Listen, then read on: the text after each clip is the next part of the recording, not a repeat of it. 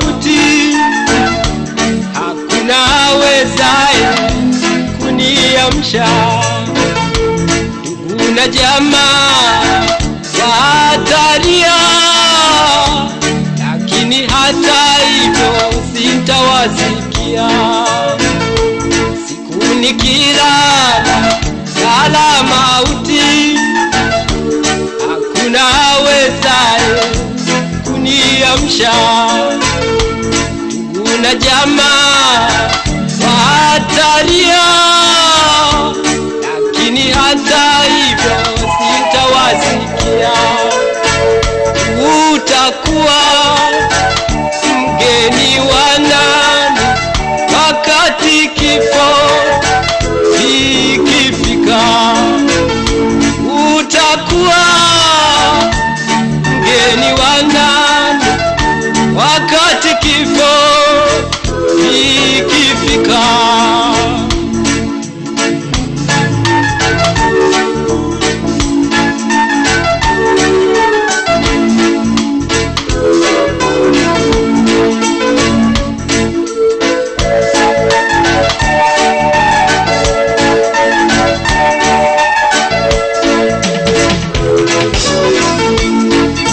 Maneno ya Mungu yanasema baada ya kifo ni hukumu. Hebu liondoe wazo hilo.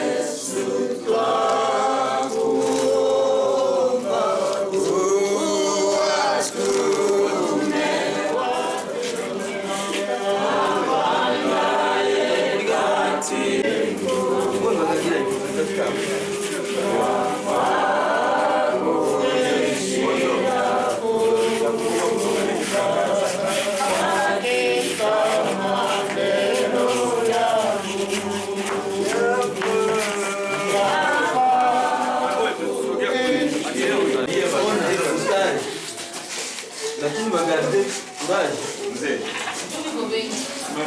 Sasa mwana pale njia baki. Mama mgaze uraje. Pita hapa mama. Pita hapa. Mgaze uraje.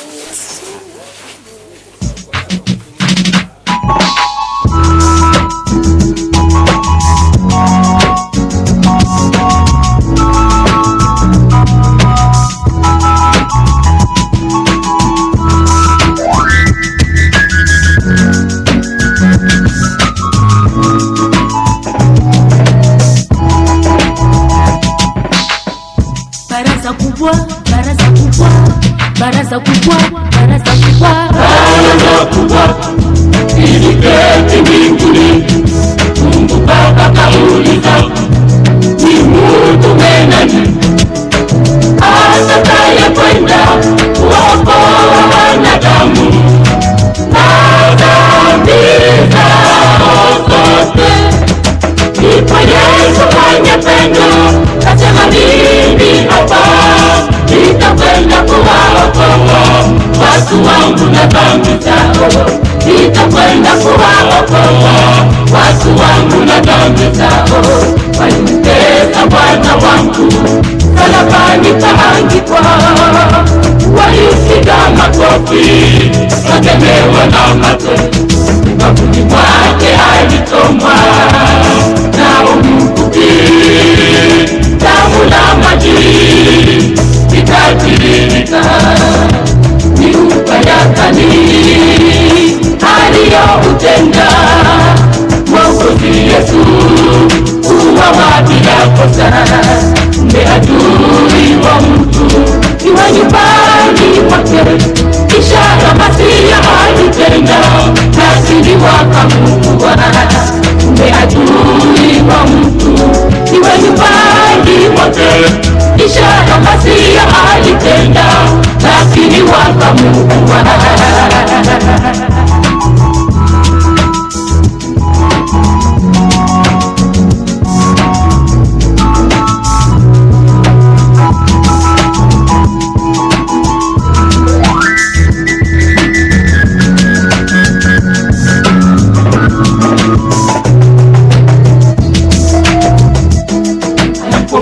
Duniani hawakumtambua kuwa yeye ni Mwokozi wa ulimwengu. Aliwatendea mema, aliponya na wagonjwa, na viwete wakatembea.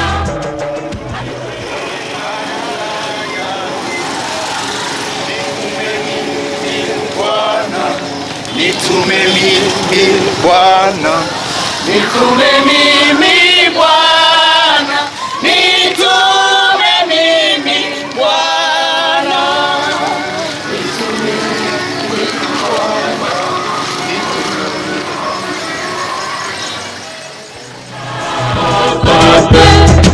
Ndipo Yesu mwenye pendo kasema, mimi hapa nitakwenda kuwaokoa watu wangu na dhambi zao. Nitakwenda kuwaokoa watu wangu na dhambi zao. Walimtesa Bwana wangu, msalabani kaangikwa. Walipiga makofi, wakemewa na mate. Ubavuni mwake alichomwa na mkuki, damu na maji ikatiririka. Miupa ya kani aliyoutenda Mwokozi Yesu, uwawa bila kosa. Mbe adui wa mtu iwe nyumbani mwake, ishara Masia alitenda, lakini wakamuua. Mbe adui wa mtu iwe nyumbani mwake, ishara Masia alitenda, lakini wakamuua.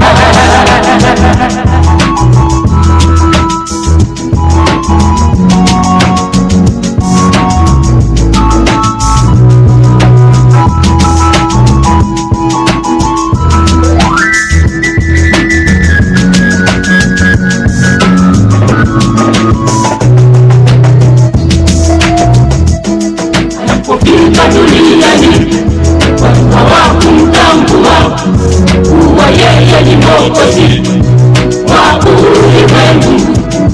Aliwatendea mema, aliponya na wagonjwa, na viwete wakatembea. Alifufua na Lazaro aliyekuwa amekufa, ingawa siku ile yu kaburini. Oh, ni ajabu, ingawa siku ile yu kaburini. Oh, ni ajabu.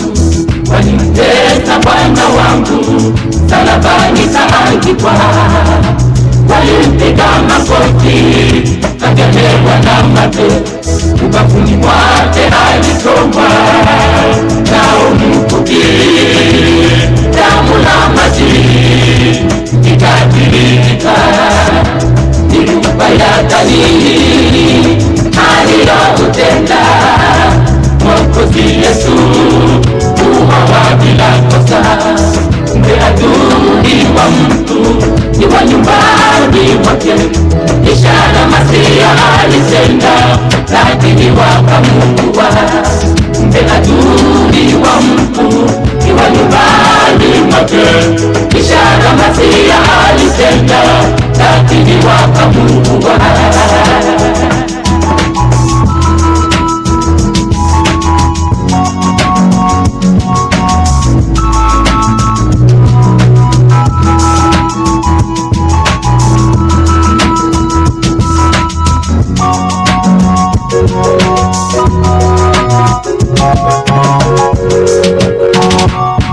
Hata leo Wakristo wengi wangali wanamtonesha Yesu Mwokozi kwa kovu za misumari, ili wanadamu tutache dhambi zako. Yesu angali anakumbata, tega mizigo yako kwake akupumzishe. Kila siku atakaporudi uende mbinguni, kila siku atakaporudi uende mbinguni. Walimtesa Bwana wangu msalabani kaangikwa, walimpiga makofi, akatemewa na mate, ubavuni mwake alichomwa nao mkuki, damu na maji vikatiririka. Ni ubaya gani aliyoutenda Mwokozi Yesu, kuuawa bila kosa? Kumbe adui wa mtu ni wa nyumbani mwake, ishara Masia alitenda, lakini wakamuua. Kumbe adui wa mtu ni wa nyumbani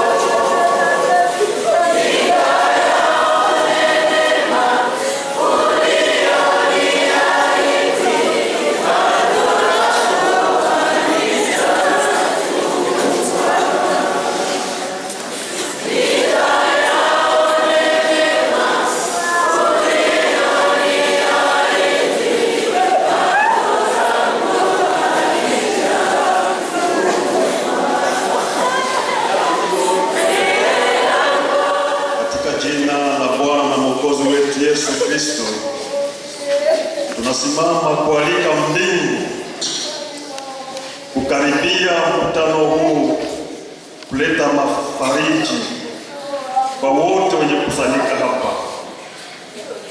Asante kwa kuweza kumchukua mtumishi wako ambaye alikutumikia tangu ujana wake na mpaka wakati wake wa mwisho, na umeona vema kumchukua. Tunasema asante kwa sababu hayo ni mapenzi yako. Hatuna lawama yoyote ile, lakini tunakushukuru. Tunaliomba kwa muda huu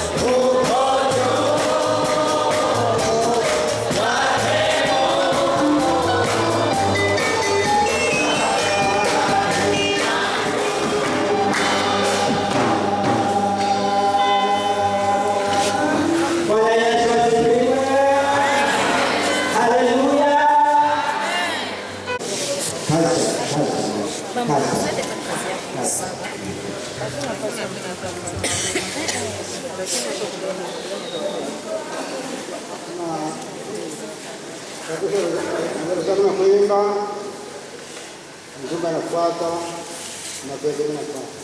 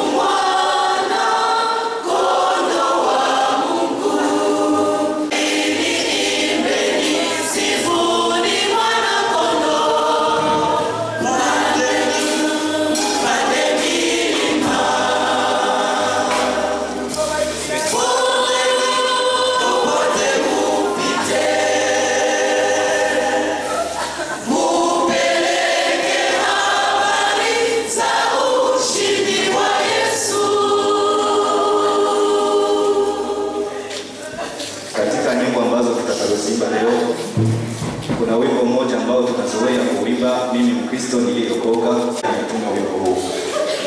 Kwa hiyo tutakapoimba ukumbuke kwamba yeye ndiye alitunga huu wimbo. Labda tunaweka au tuni nani ambaye ametunga, yeye ametunga huu wimbo, mimi Mkristo niliyeokoka, ni wajibu wangu kuwa na bidii.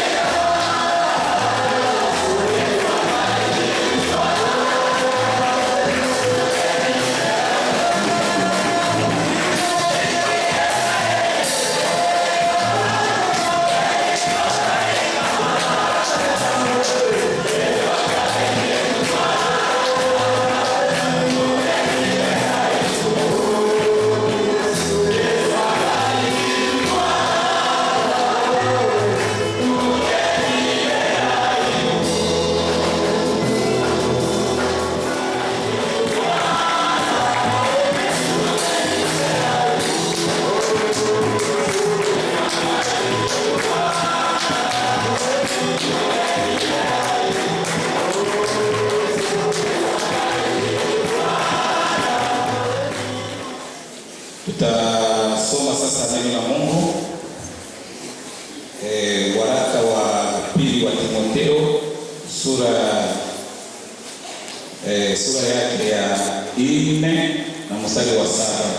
Nasema hivi: nimevipiga vita vilivyo vizuri, mwendo nimeumaliza, imani nimeilinda.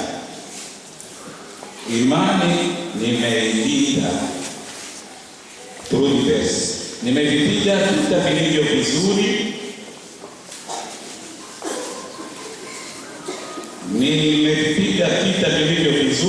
mwendo nimeumaliza, imani nimeilinda. Baada ya hayo nimewekewa taji ambao taji ya haki ambao Bwana nisaidie mwenye mtu pale, nisaidie macho, kuna giza hapa. Bwana Mungu mwenye haki atanipa siku ile, wala si mimi tu, bali na watu wote pia waliopenda kufunuliwa kwake. Amen. Anza verse hiyo.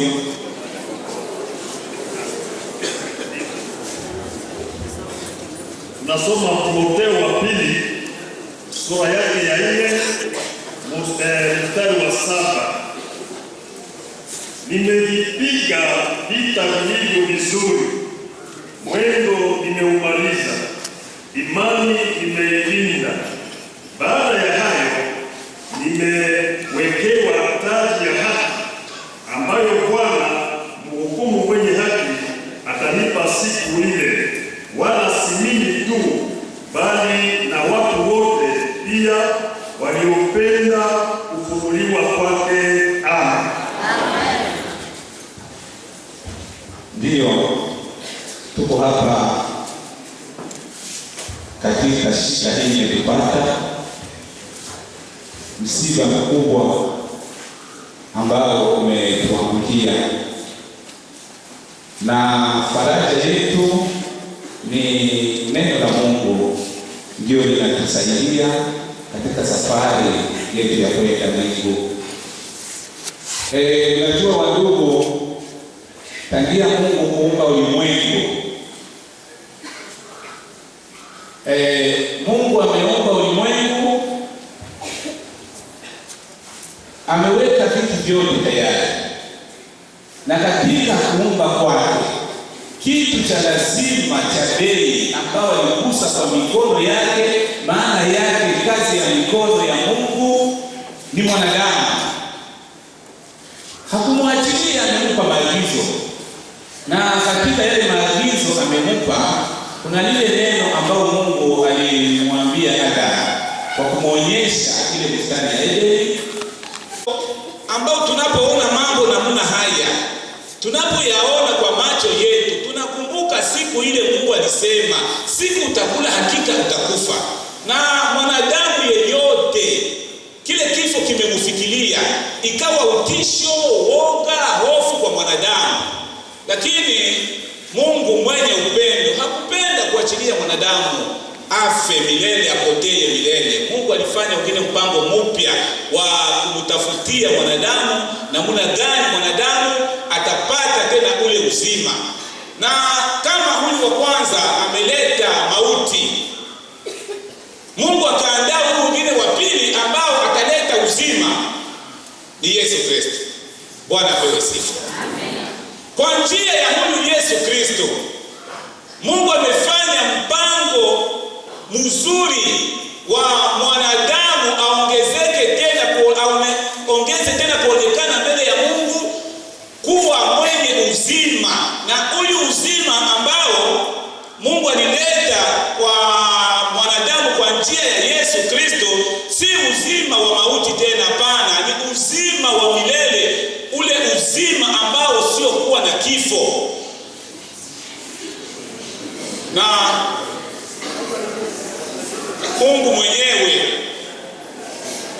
kama ameandaa huyo mpango mzuri, basi huyu Yesu ambaye ndiye Bwana wa uzima akaonekana, huyu Yesu ambaye ameshinda mauti akaonekana, na katika tangazo lake mwenyewe katika sura ya 10 mstari wa 10 mbele yake amesema, nimekuja ili wawe na uzima, tena wawe na uzima tele. Bwana apewe sifa.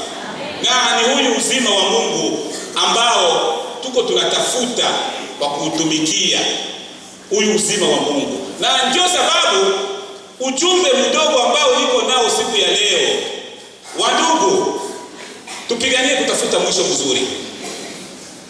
Tupiganie kutafuta mwisho mzuri. Huyu uzima ambao ni uzima wa upendo wa Mungu, kwa sababu Mungu kama alitupenda, hakutaka tupotee. Mungu akapenda mwanadamu. Na neno la Mungu linasema, kwa maana jinsi hii Mungu alipenda ulimwengu hata katoa mwana wake wa pekee, ili kila anayemwamini asipotee bali awe na uzima wa milele. Ni uzima ambao tuko tunatafuta. Tuna ile imani ya ndani ya Yesu Kristo.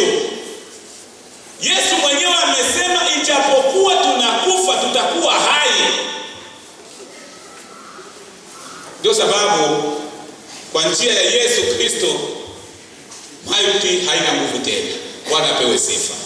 Kwa sababu ni yeye ameshinda mauti, ni yeye ameshinda kifo. Wengine wa malaika wamesema katika mlima wa Mizeituni, huyu Yesu tunayemtazama anakwenda, atakuja vile vile kama alivyokwenda. Na Yesu mwenyewe anasema, nakwenda kuandalia mahali nitamjia tena. Ni zile shuhuda ile tuko nazo. Bwana karudi kuja kuchukua kanisa lake. Hao waliokufa watafufuliwa na wazima watabadilishwa. Na hiyo tunataka Bwana kupumzika na Bwana milele. Hii ndio matumaini ya kanisa, na hii ndio imani yetu inalala pale, ya kwamba tuko hapa duniani si kwetu. Siku moja tutaiacha dunia. Sasa sio dhambi, sasa sio jua, tunakuwa na matumaini makubwa. Ni pale tunatikiswa kwa imani, tunatikiswa na vitu vingi, lakini ikiwa tunaamini Kristo alikufa kafufuka, vile wale ambao waliokufa katika Kristo Yesu siku moja watafufuliwa. Jamaa na ndugu yetu tutaka nifuache, muishike imani, muilinde, mupige vita vizuri, mwende muumalize salama. Mzazi wetu anatuacha, siku moja tutamuona. Amen. Tukichunga imani, tukilinda, tukipiga vita vizuri, wandugu zetu waliotuacha katika Kristo Yesu tutawaona. Mungu atusaidie asubuhi ya leo. Ni hili ujumbe ambao nilipendelea nizungumuze kwa kanisa. Tuwe na haya matumaini, tuvipige vita vizuri, tuilinde imani, tuwe na mwisho mzuri. Sababu heri mwisho kuliko mwanzo. Tuwe na mwisho mzuri, sababu tukiwa na mwisho mzuri, hawa ndugu zetu wote ambao walituacha siku moja tutaonana nao katika paradiso. Si hapa chini. Neno lako linaleta faraja kwa kila mmoja wetu kwa wakati wote. Zaidi ya yote, tunaendelea kuomba ya kwamba ututayarishie mwisho mzuri, mwisho ambayo utakubali tuende kuonana na wewe, tufike mbinguni, tukubaliwe na wewe, tupumzike, tuwaone waliotutangulia, tuone Mungu Baba, tuone Yesu Kristo, na tuishi na watakatifu. Pamoja na hiyo, tunashukuru kwa sababu ndugu wetu umempa mwisho mzuri. Tunaweza kushiriki ibada na kutoa ushuhuda nyingi kwa ajili ya maisha yake, sababu ameneemishwa kuwa na mwisho mzuri. Na upate kufariji jamaa, kufariji kanisa na kufariji wapendwa wote. Hata kila mmoja anaweza kuomba kuwa na mwisho mzuri, na siku nyingine tupate kumuona nafasi atakuwa milele na milele. Tunaamini ya kwamba peke yako utafariji kanisa, katika jina la Yesu Kristo Mwokozi. Amen.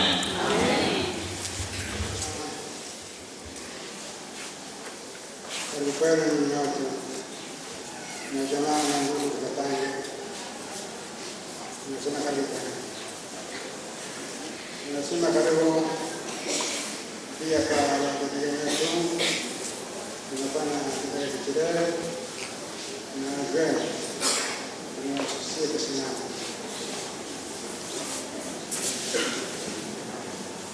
Tunasema karibu sana.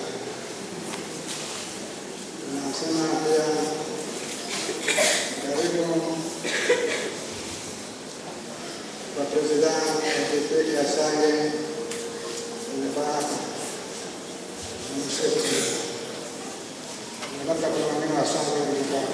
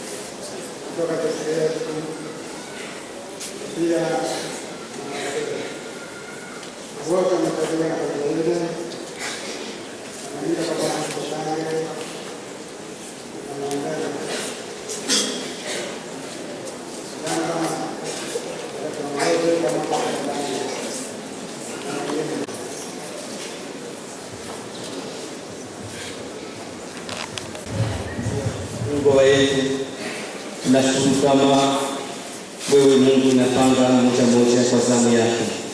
Hawa wametangulia leo ni vile uliona kwamba miaka yao, siku zao zinafikia mwisho kwa dunia. Basi ubariki kanisa, bariki jamaa na watumishi wote kwa jumla. Asante kwa huduma zote ambazo zilifanya na wewe ndugu katika kanisa hili na kanisa jirani. Tunakumbuka yote, unaona unajua kwa sisi. Basi tunaweka yote kwako Yesu, pate kubariki kanisa kwa ibada ya leo. Mambo yote yanayofuata utaibariki hata mwisho wa huduma hii. Kwa jina la Yesu Kristo Mwokozi tunaomba. Amen.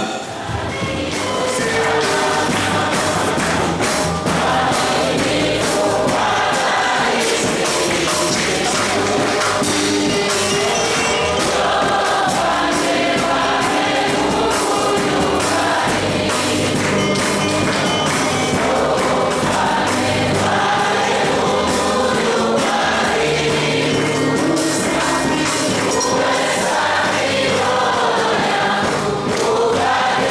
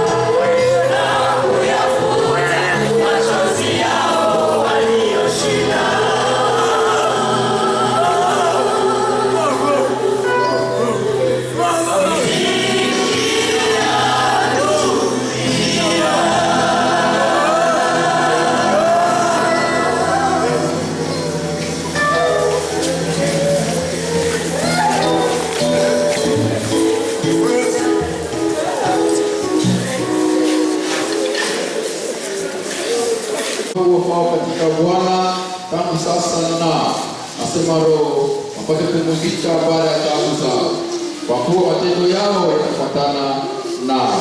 Ufunuo 14 mstari wa 15. Majina. Marehemu aliitwa kwa majina yafuatayo: Itatange Maneno Jean-Pierre wa jamaa la Bavumie. Kuzaliwa.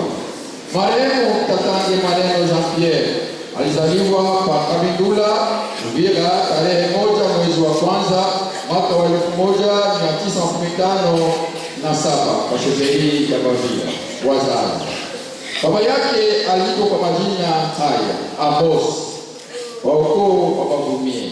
Mama yake aliitwa kwa majina haya: Sakina Anastasia wa ukoo wa Bahugu. Wote ni marehemu. Masomo. Marehemu Itatange Maneno Jean-Pierre alifanikiwa kusoma shule la msingi kwenye epe Kilibaondesi na kupata sertifika ya somo la 6 la msingi mwaka wa 1973. Kwa mwaka wa 1975 alipata brevet d'orientation kwenye Institut des 3Z. Akuatia hapo alipata tena brevet ya Kaliu de 4 kwenye Institut Mapambazuko. Na kisha alipata attestation de cyclage de chauffeur PNS huko. Marehemu Itatange Maneno Jean-Pierre aliamini Yesu Kristo kuwa Bwana Mwokozi wa maisha yake kanisa la UTMCPAC au zetu za Kiliba kwa mwaka wa 1965. Leo MCPAC Kiliba. Kazi. Marehemu Itatange Maneno Jean-Pierre alifanikiwa kufanya kazi zifuatazo kimaisha. Amekuwa mwalimu kuepe Mapendo Pakaleni. Amekuwa mwalimu kuepe Masuda Pakavivira. Chauffeur gérant kwa gari ya ndugu Buse Makuza. Kazi ya farmasi alifanya kwa Kasenga. Alikuwa aide mécanicien pour de Vichet, ACR kwa Kasenga Sepato. Amekuwa mtumishi wa kifao. Chauffeur pour Généboisement Kasenga. Président wa comité de para wa epe Kasenga. Mtumishi kudepo ya sima kwa Katitima. Na pia kazi ya charge bateri hadi leo. Huduma kanisani. Amekuwa mwimbaji tangu mwaka 1969 pa Kilibaondesi Kitona, kwaya Yerusalemu Kitona. Pia kwaya wa mama pa Kitona, Kiliba. Mwimbaji kwa UTMCPAC Uvira Kasenga tangu mwaka 1978 kwa kwaya Yerusalemu. Akawa kiongozi wa kwaya Yerusalemu tangu mwaka 1993.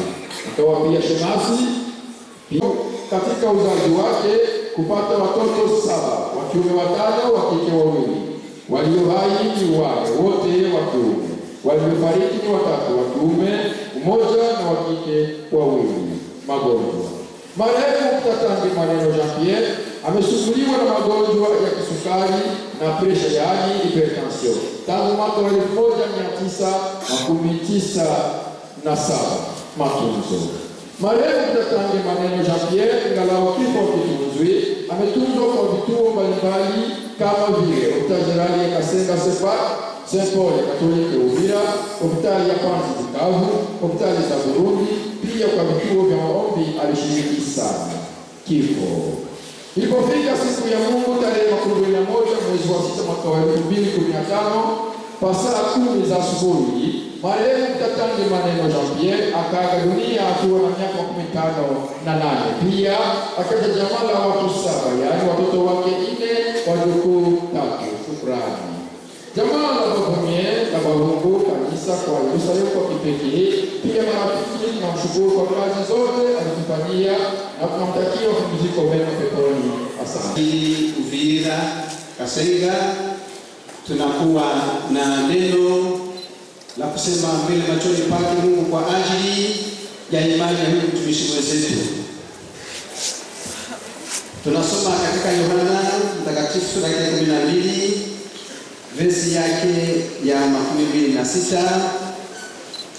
Ni neno la unabii kutoka Mwokozi wetu Yesu Kristo na linatufanya kuwa katika matumaini, na katika hayo tunakwenda kushukuru Mungu kwa jinsi mwenzetu ingawaje amepatwa na shida na magumu na matatizo hakuikana imani. Tunasoma Yohana 12 verse 16. Mtu akinitumikia na anifuate, nami nilipo ndipo na mtumishi wangu atakapokuwapo. Tena mtu akinitumikia, Baba atamheshimu. Amina. Kwa neno hili tunakwenda kutoa ili shada la ua ambalo linakuwa na mifano miwili. Tutatoa salamu za rambirambi pole kwa mama Tabu Mponde Kikoleke kwa masomo kwa miaka yote ya sekondari kwa Kiliba. Mimi nimeoa mbele kidogo na yeye ameolewa nyuma yangu. Nashukuru sababu tulifanya ndoa sote kanisani. Hapa Tumaini na yeye hapa pia. Ni shukrani hiyo kama watu wanaota na wanafanya ndoa wakolege kwa masomo, lakini pia kanisani, kanisa moja. Kwa ngambo ya huyu mtumishi Tatambe, ninakumbuka pia namna gani hapa Kasenga kumechomoka huduma mbili kwa vijana. Mmoja katika maombi Cellule de Prière ya vijana, na wengine wakachomoka katika kwaya iliyoimba bila muziki, groupe solfège, na yeye alikuwa mmoja wao. Ninakumbuka marehemu Kitabu Kenda Longe, tayari alifariki naye, alihamia mbingu, mmoja wa hiyo kundi iliyochipuka. Nakumbuka sasa hivi tu kwaya zote korale, nashukuru kwa kazi delegation haina zingine korale kipekee. Zile za makanisa ndo tunatapa, ndo tunatangaza kwa maraporo zetu. Makanisa iko na makwaya mazuri na Kasenga ni mojawapo labda katika zilizo nzuri zaidi. Mungu asifiwe sana. Na tunatoa hizo raporo zetu kwa delegation kwamba tuko na makorali katika makanisa na inajulikana wazi na kazi Mungu aliwasaidia kufanya wapendwa kwa ngambo ya resho yetu. Wametembea makanisa huko na huko, ila wakiimba makwaya na kwaya Yerusalemu. Nashukuru na sisi kama delegation tunatoa fungu la maua ambalo tu wanakuwa nalo pale kushukuru kazi yote ilifanywa kwa hii jimbo, iwe kwa habari ya ushoferi. Pia jimbo hili ametembeza watumishi, sisi wenyewe tumetembeza kwa gari. Siku tulikwenda na mchungaji kwa Kavumu, tukiwa tukatembezwa na ndugu wetu Tatange, tulikwenda Kavumu kwa mkutano hapo. Alikuwa anakuwa mgonjwa, lakini angatembeza gari kwenda Kavumu na kufika pale bila mchoko yote. Tunakumbuka kote kwa jumla na nyimbo na kazi nyingine zote. Bwana ampatie taji nzuri mbinguni. Hii ni ya majani na nyauka. Amen.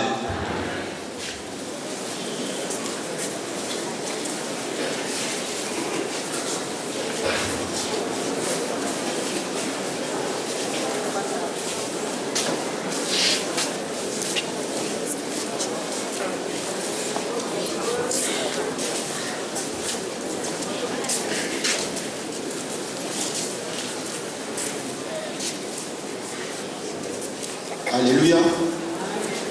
Tunakuwa kikundi cha evangelist na mashemasi pamoja kwa kanisa letu la Ufira Kasenga kwa kuja kumwaga muziki mtumishi Katangi maneno. Mbele ya kusema neno tutaimba wimbo wa kumwaga 149.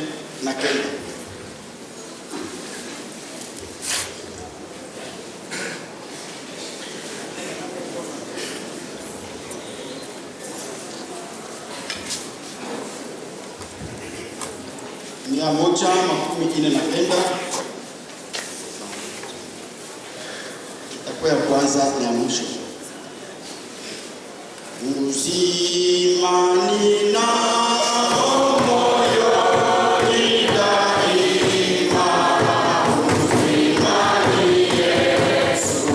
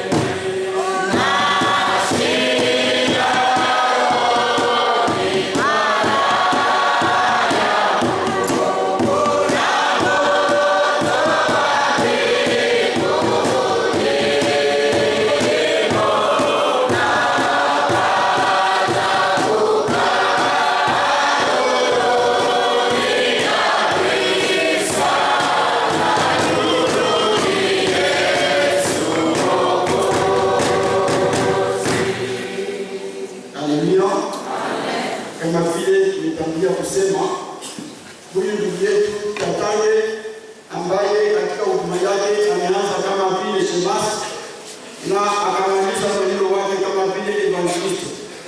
Katika wimbo huu ambao tunaimba verse ya 4, ya zile kazi zote, huyu anaona kazi ya muhimu ni kumtumikia Mwokozi. Na ndugu Tatange amemtumikia Mwokozi katika ujana wake, katika wakati anakuwa mtu mzima. Huyu amemtumika kwa nyimbo, kwa ushemasi na kwa evangelization. Nafasi kwenye ametembea akitoa neno la Mungu, na haiko neno tu na kuimba na kutoa pia sadaka, changizo na chakumi.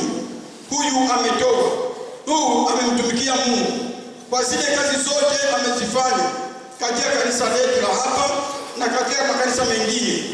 Mbele yetu tunakuwa na ua ambao tutatoa kama vile shahada, lakini itanyauka, lakini mbinguni atapata taji isiyoharibika.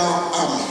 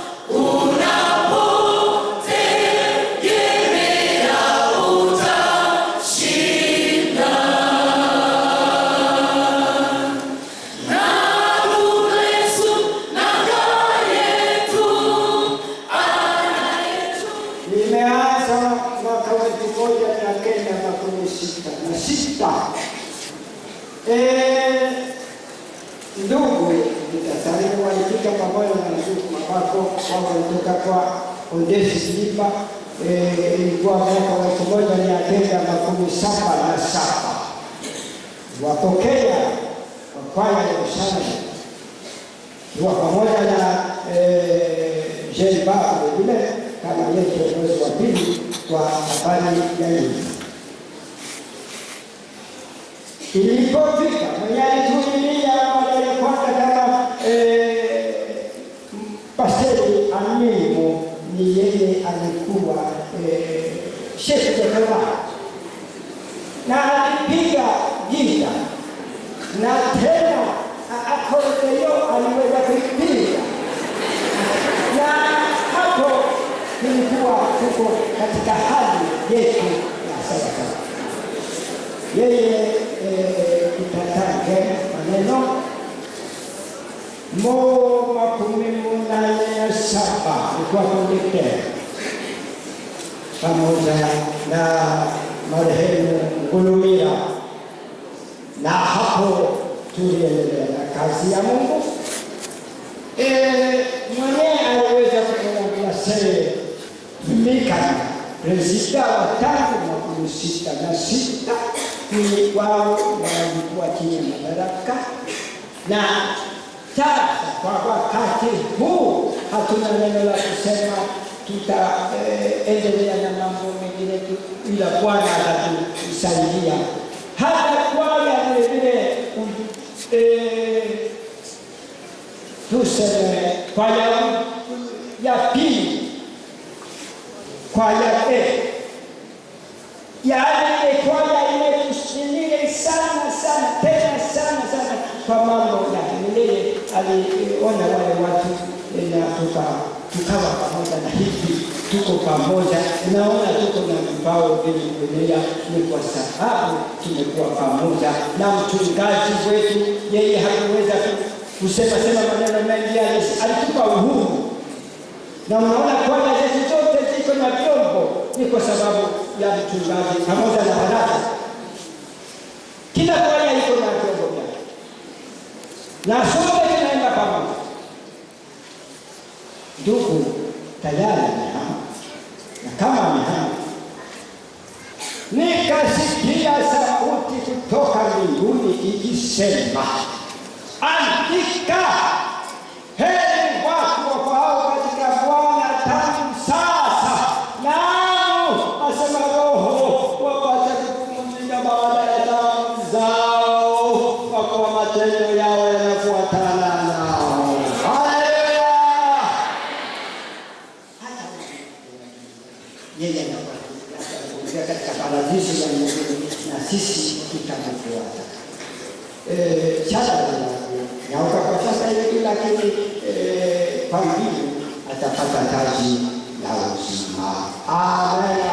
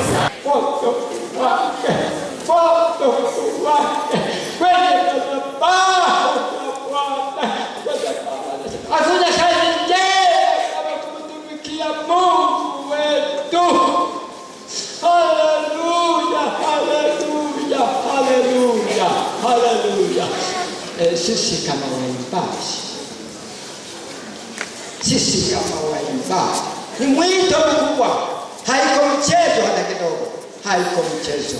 Tusicheze na dunia, tufuate Yesu kama vile anasema, tufuate nyayo zake, na sisi tutapata uzima wa milele, tutapata uzima wa milele. Kwa niaba ya korale zetu za kanisa la Uchenisefaki Uvira Kasenga, tumesimama hapa huzuni kimwili, lakini kiroho tunakuwa na furaha sababu mwenzetu ametutangulia. Bwana sifiwe. 2010 tumekuwa na yeye katika uongozi wa presidency ya korale. Nimesema kwamba sasa ngambo ya presidency ya korale ndugu na kishuka kama nafasi na baraza limekubali hivyo. Yeye amekuwa konseye wetu wa korale yetu. Bwana sifiwe. Na kwa hiyo tumetumika naye mkono kwa mkono. Hakuwa napenda vitu kwenda vipana, alikuwa anapenda vitu viendeke kwa mstari. Hii ndio ilikuwa wakati wake. Sifa kwa Bwana.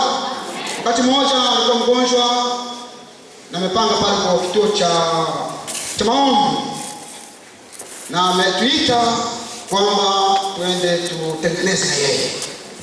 Wakati ule tulifikiria ndio wakati atapanga kwenda Kigoma, lakini wakati huo bado tulikuwa saa kutumia, na tulifika pale tukaanza na mwenzetu, na tangu wakati ule sasa tumebakia ya. Sasa korale zetu 12 tunakuwa na fungu la maua hapa, tukisema asante kwa kazi zote ambazo umetutendea katika makorale yetu. Kiongozi, ulikuwa na maono. Ndio, kwa niaba ya kanisa la Betheli tunakuwa na huzuni kimwili kwa kupoteza ndugu Kitatange. Huyu ndugu kama mnavyojua, na amekuwa rafiki sana na mimi. Tumetumika pamoja hapa kwa Reboisement, tumeshirikiana naye sana na tumetumika pamoja. Kwa hiyo huyu ndugu, kama tunaweza kusimama kwa niaba ya kanisa la Betheli, ni kukumbuka zile kazi zote ambazo ameweza kuzifanya kwa kanisa letu.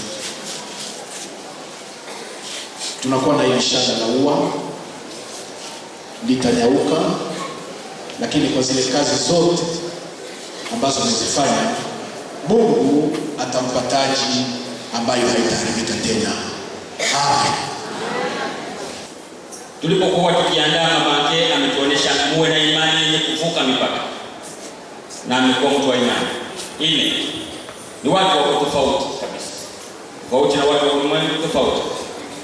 Tano, ni watu wenye kuwa na roho ya kuhurumia wengine, yaani ile moyo bado haijamjua Kristo, amehurumia sana yeye. Sita, ni watu ambao wanatoa mali zao kwa kuchapisha Agano Jipya na kuwapa watu wengine. Saba, ni watu wenye kushuhudia. Hizo ni tabia saba kubwa za kiroho ambazo tunaziona katika kundi. Huyu ni mwanzo mali kundi letu. Vile vile baba alikuwa kufanya kazi katika huduma yetu. Ni si huduma yetu, ni huduma yake. Kijana anaendelea. Fotokopi ya baba katika huduma kijio ni huyo engineer ambaye alikuwa ametupatia tayari. Kijana usitoke, endelee. Sasa amekwenda. Mwonaji amekwenda. Shauri amekwenda. Amelala kama vile tulisikia. Unajua karama inawasaidia watu wote. Isaidie mtu mmoja, karama inawasaidia watu wote. Kama una karama inasaidia watu wote. Karama yake inasaidia sana. Kwa hiyo tunataka kumwaga. Kwa uzuri tunamwaga, kwa matumaini tutaonana. Kitatange maneno Jean Pierre. Kundi la Wakijoli linasema kwa yeye. Mbinguni tutaona. Amen. Weka fungu la Mungu.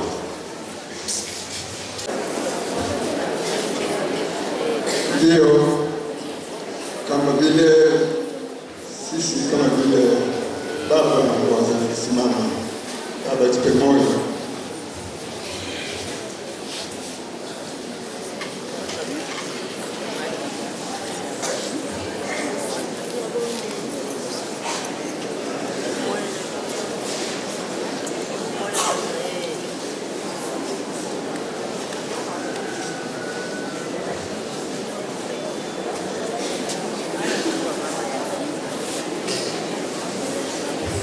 Ndio, kama vile tunasimama kama sisi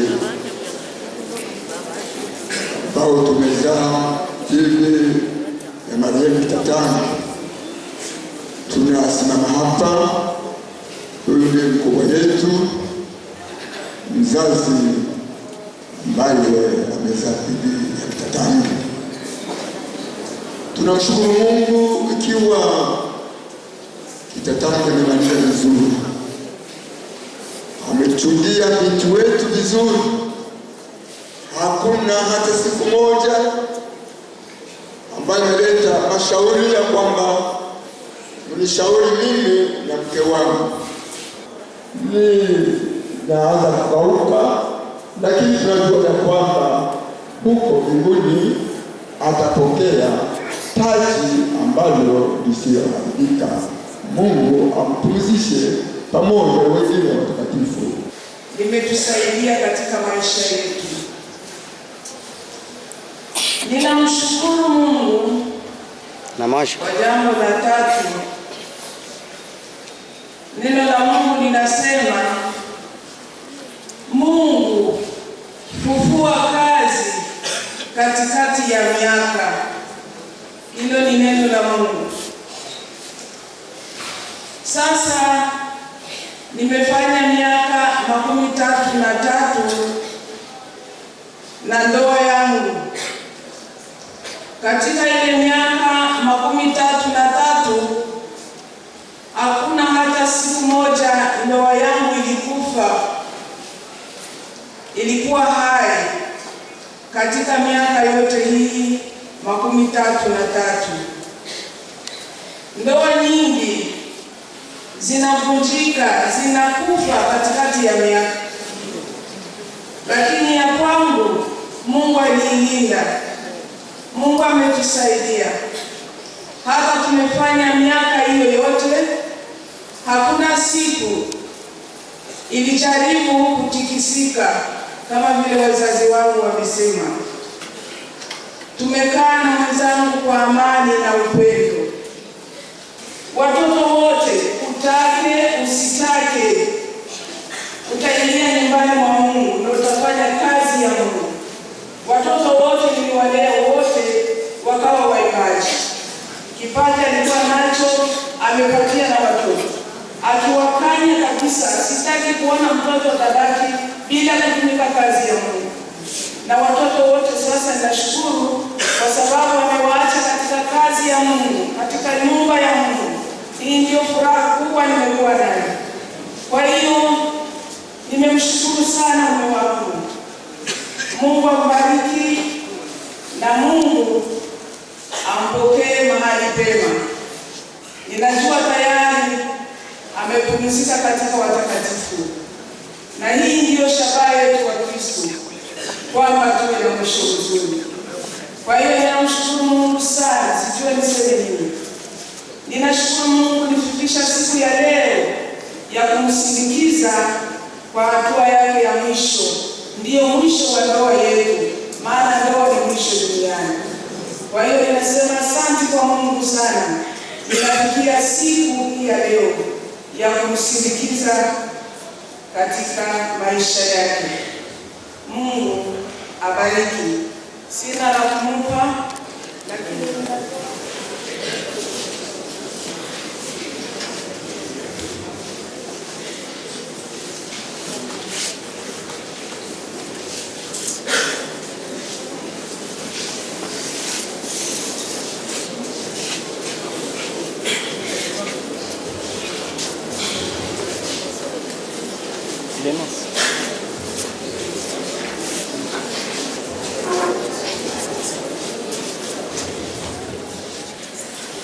lakini alijitahidi mpaka kisi nimemaliza lisansi, na nilikuwa nafikiri sasa labda ingekuwa matunda ambayo yamefanya, lakini basi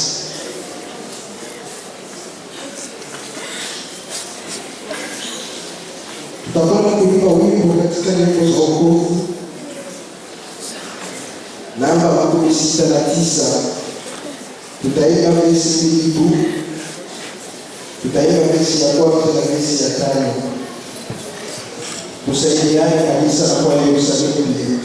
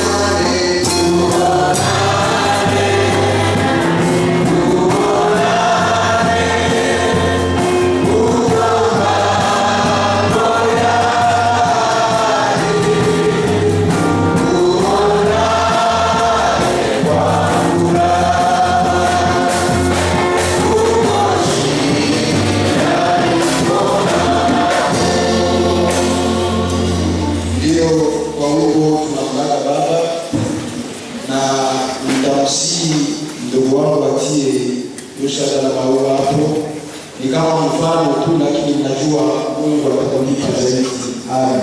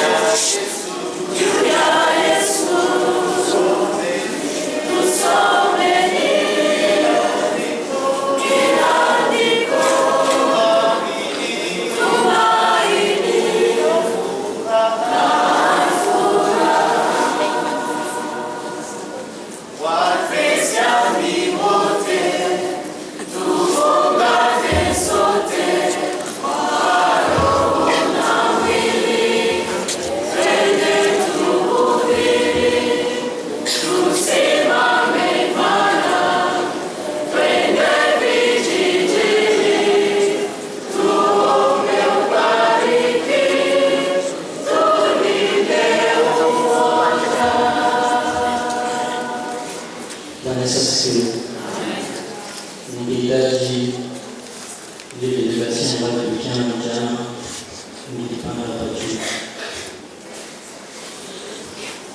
Tunda. Ningehitaji ile delegation jana nilipanga hapa juu.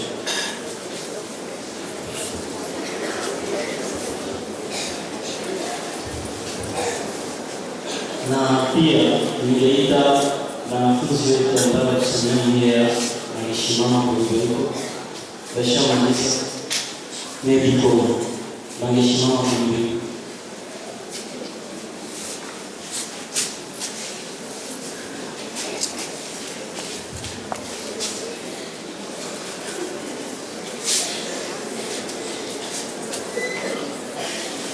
Ndio mimi pekee katika kundi la Yerusalemu simama pamoja, lakini niko na mengi. Mimi nishakisha tuzo ili inakuwa Kenza mkoani Yerusalemu. Ni baba tutatanga nimechukua amenikuza kama vile jinsi nilivyo, na wengi wanajua ni matunda yake. Sina mengi ya kusema, ila namshukuru Mwenyezi Mungu alipendezwa leo niseme pamoja moja. Namshukuru Mungu kwa hiyo haiko nimeendelesha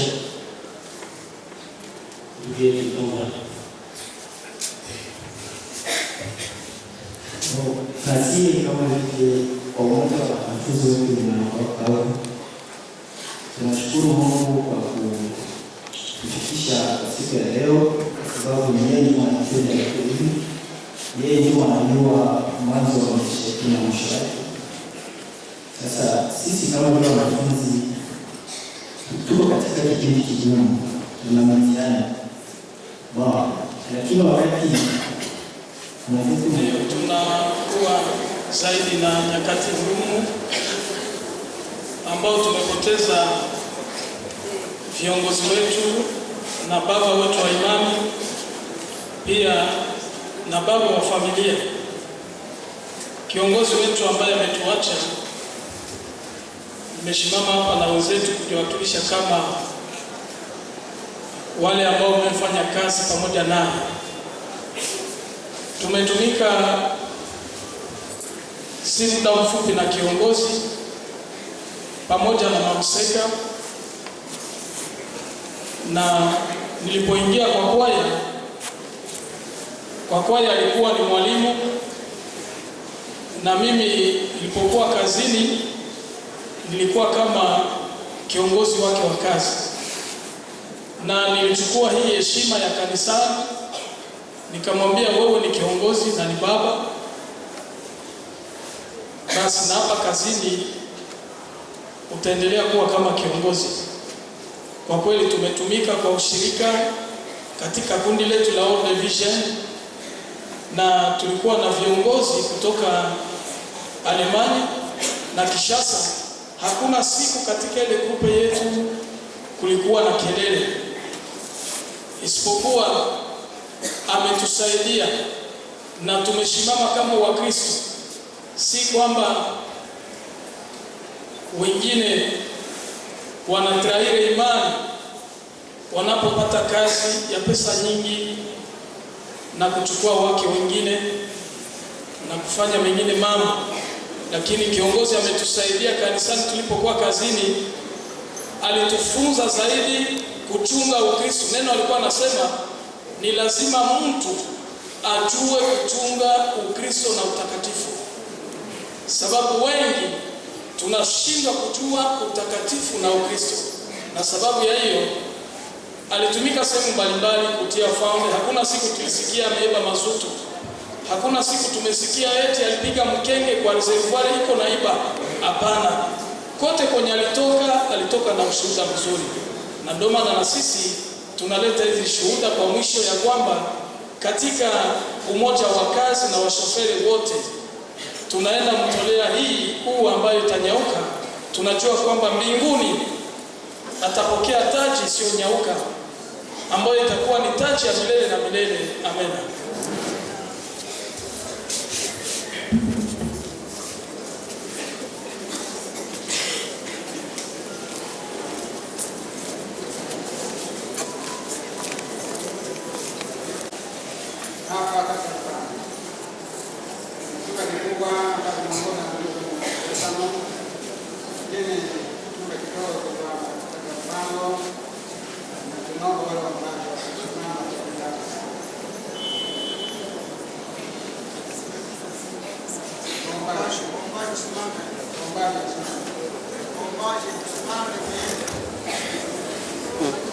Karibu kwa kamati ya maombi kanisani wetu. Waombaji wote tuwe wima.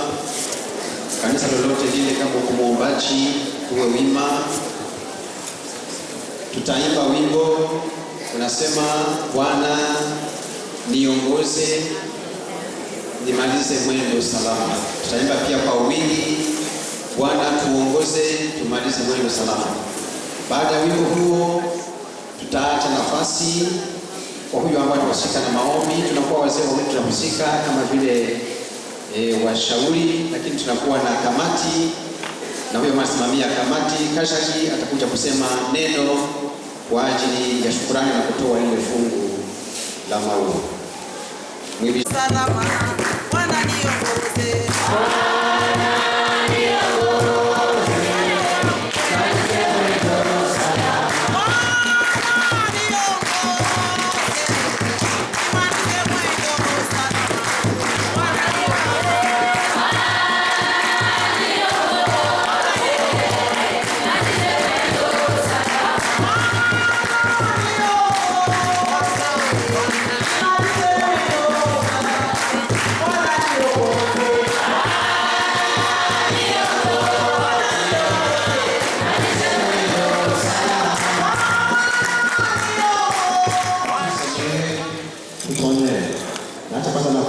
Kwa huyo ambaye alikuwa mbele yangu kusema sawa kama yuko hapo Nyewera.